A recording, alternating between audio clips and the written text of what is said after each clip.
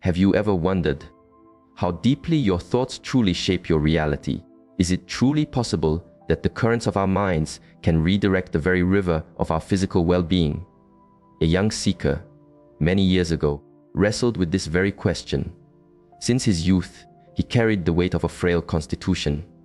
His body was easily tired, prone to aches after the slightest exertion.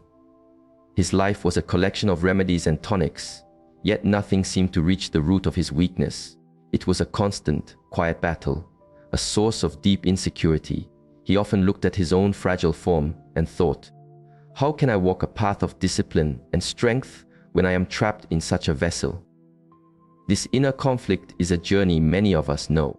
If you are on this path of seeking to understand the deeper connection between your mind and your life, you are in the right place.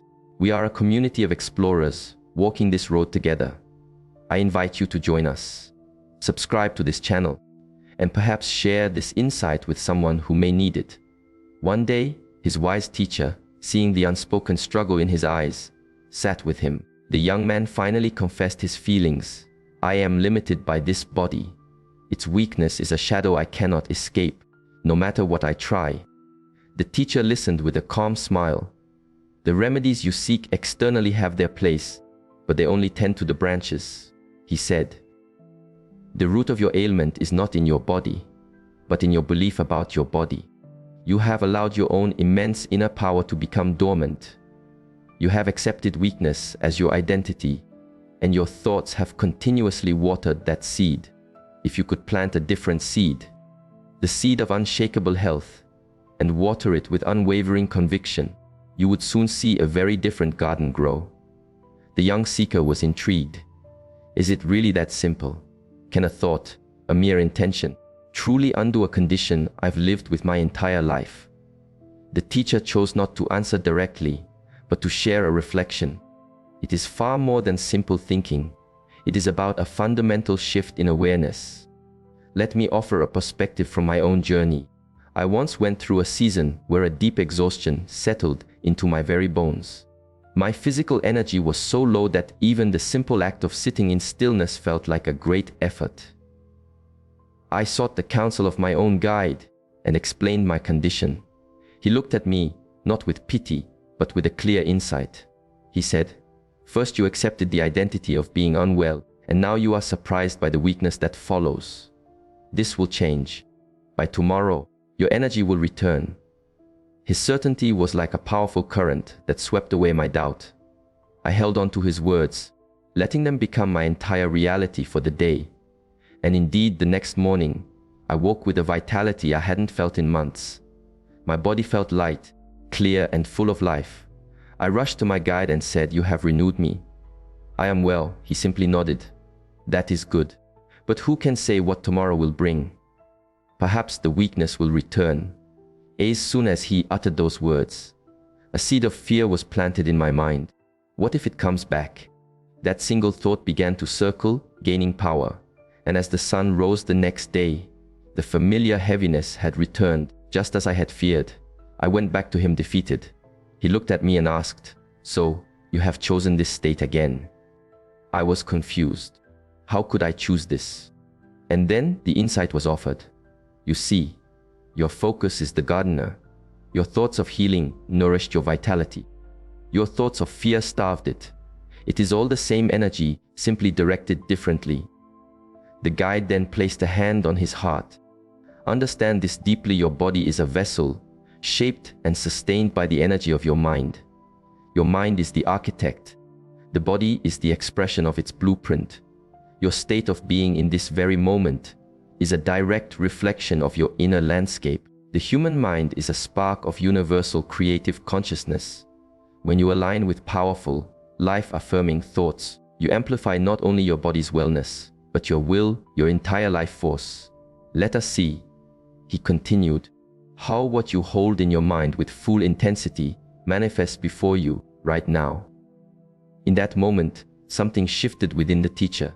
An immense sense of substance and vitality pulsed through him, displacing the frailty that had lingered.